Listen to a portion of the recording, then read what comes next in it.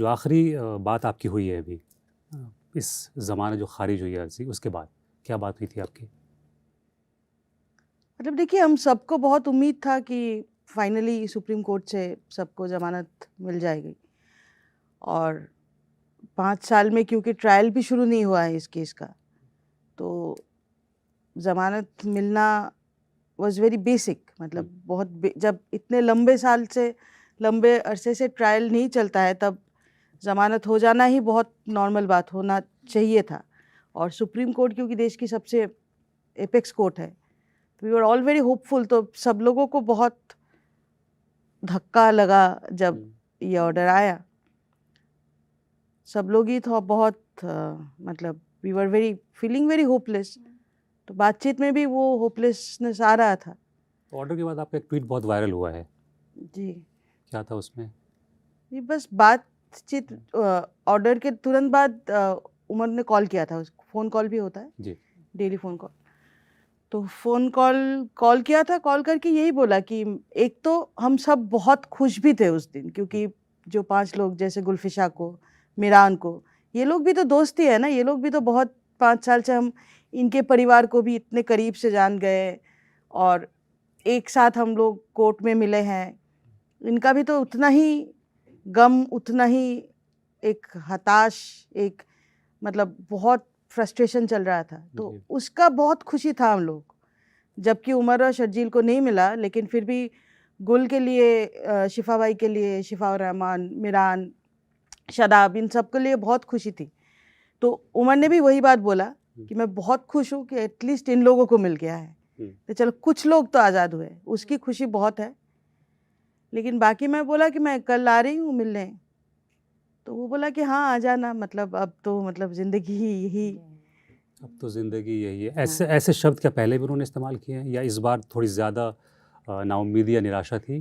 देखिए, हर बार जब हम लोग कोर्ट में गए थे, लोअर कोर्ट हो चाहे हाई कोर्ट हो चाहे सुप्रीम कोर्ट हो, हर बार हम लोगों को लगा कि बेल मिल जाएगा।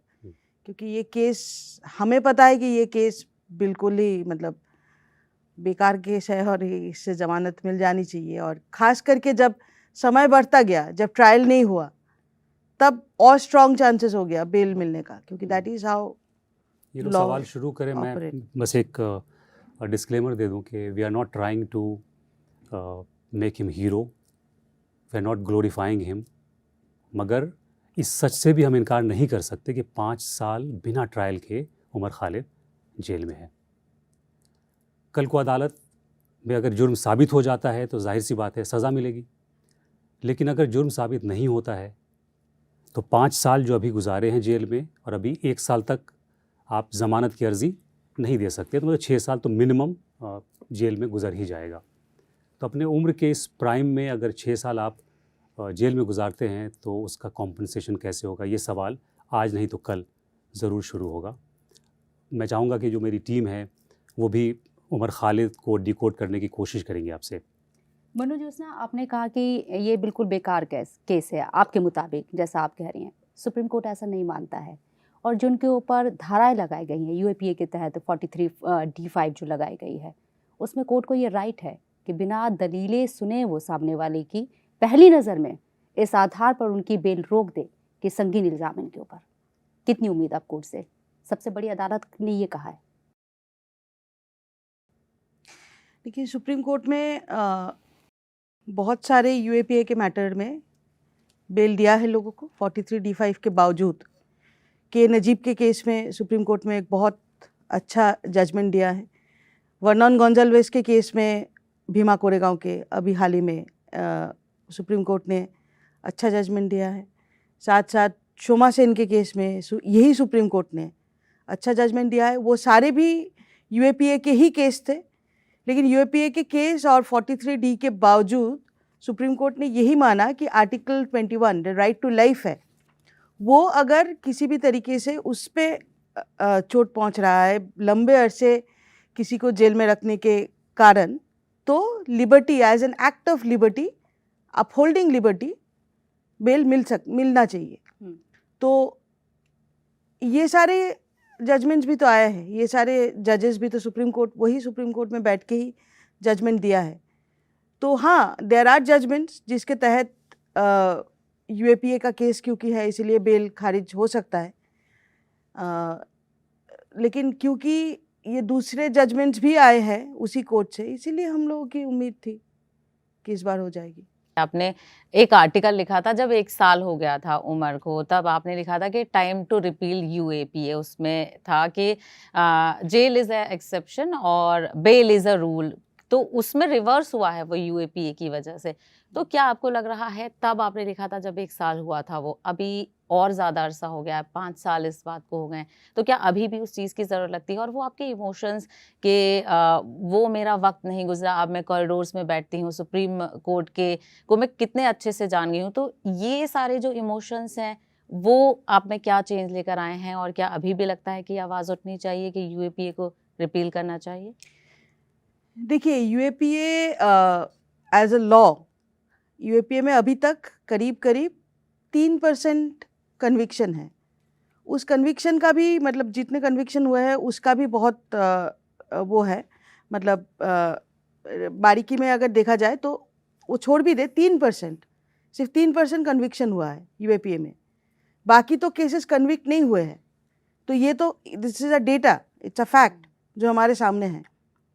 यूएपीए पहले 2019 से पहले आप अगर किसी के ऊपर यूएपीए लगाते तो एटलीस्ट प्रोसिक्यूशन को ये साबित करना पड़ता था कि वो शख्स एक कोई टेरर नेटवर्क का हिस्सा है, जिस टेरर नेटवर्क के चलते देश के सॉवरेनिटी को खतरा है और जिसके चलते उसको मतलब यूएपीए में दाखिल किया गया है, उसके ऊपर यूएपीए लागू हुआ है। 2019 के बाद से वो भी बदल गया। 2019 के बाद से प्रोसिक्यूशन के ऊपर ये अब जिम्मेदारी नहीं रही, कोई भी इंडिविजुअल को के ऊपर यूएपीए लगा सकते हैं। यूएपीए अब पूरी तरीके से डिसेंट को क्रश करने का एक जरिया बन गया है सरकार के हाथ। इस देश में क्रिकेट मैच में पाकिस्तानी क्रिकेट टीम के लिए चीयर करने के लिए लोगों के ऊपर यूएपीए लगा है और लोग जेल में बंद है। तो इस तरीके से एक लॉ अगर पूरी तरीके से आपको सिर्फ आपकी आवाज़ को दबाने के लिए, आपको डराने के लिए, आपको इंटिमिडेट करने के लिए बार बार यूज़ किया जा रहा है, तो ऑब्वियसली उसका रिपील होना चाहिए। ऐसे एंटी टेरर लॉ मतलब डेमोक्रेटिक कंट्रीज में नहीं होना चाहिए। These are called draconian laws, और जो पूरी तरीके से फ्रीडम और लिबर्टी के खिलाफ है। तो हाँ, ऑब्वियसली हम अभी भी चाहेंगे कि यूएपीए रिपील हो। जी जी, तो आपको ऐसा लगता है कि इसमें बदलाव की अब ज़रूरत है, इस लॉ में, आप ये कहना चाह रही हैं? हाँ, मतलब देखिए, यूएपीए का एक जो बहुत गंभीर एक एस्पेक्ट है यूएपीए का, जो पोटा में या टाडा में नहीं था, कि पोटा का एक सनसेट क्लॉज था कि 5 साल बाद उसका रिव्यू होना है। कि आप पोटा लाया भी जब गया था तब ये सोच के लाया गया था कि इसको एक टाइम रिपील करना है, जी, उसका एक सनसेट क्लॉज होगा, उसको रिव्यू होगा। अभी यूएपीए का वो सनसेट क्लॉज नहीं है, and that's a very very concerning thing कि इसका कोई रिव्यू ही नहीं है, इस पे कोई चर्चा ही नहीं है। इसका अगर रिव्यू हो तब ये सारी चीज़ों पे इस सारी चीज़ों पे चर्चा होगी ना, कि इसका कन्विक्शन कितना है, कितने लोगों को बेतुकी से यूएपीए लगाया गया है, कितने लोग जेल में रहे हैं, बेल कितना मुश्किल हो जा रहा है, अलग अलग जो जजमेंट्स आए हैं उस पर कोई चर्चा ही नहीं है। तो ऑब्वियसली हाँ, मतलब तो क्या इसको लेकर क्या आप लोग कोई स्टेप लेंगे आने वाले दिनों में? क्या इसको लेकर आप कुछ? देखिए, हम तो ऑलरेडी एक लड़ाई जूझ रहे हैं जी जी जी केस में, पर ये हम मानते हैं ये जिम्मेदारी सिर्फ हमारी ऊपर ही नहीं डाला जाना चाहिए। ये जिम्मेदारी इस देश की ऑपोजिशन पार्टीज की भी है, इस देश की सिविल सोसाइटी की भी है, इस देश की जो मीडिया का भी है, इस देश का लीगल सोसाइटी की भी है, क्योंकि ये तो सबके लिए खतरा है ना। ये तो एक डेमोक्रेटिक देश अगर हम अपने आप को मानते हैं, अगर कॉन्स्टिट्यूशन को हम और स्ट्रेंथन करने का बात करते हैं, तो यूएपीए जैसे कानून के रिव्यू होना वो तो बेसिक है, और वो जिम्मेदारी सिर्फ हमारी नहीं होनी चाहिए जो सफ़र कर रहे हैं, ये जिम्मेदारी सबकी होनी चाहिए। जी, आप इतने टाइम से स्ट्रगल कर रही हैं, तो किस तरह की दिक्कतें आपके सामने पेश आई? क्योंकि 2008 से आप लोग मिले, 2013 से आपने डेटिंग शुरू करी, तो तब से आज तक में कितना फ़र्क, कितना बदलाव आप महसूस कर रही हैं?